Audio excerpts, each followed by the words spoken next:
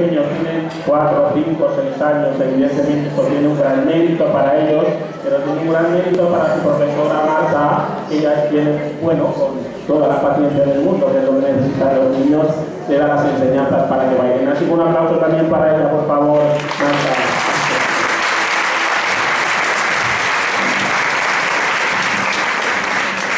Bueno, también Marta es la profesora del grupo de juveniles que actuarán a continuación, pero antes también quisiera pedirles un aplauso para esta rondalla que está dirigida por el maestro Jesús Moleón.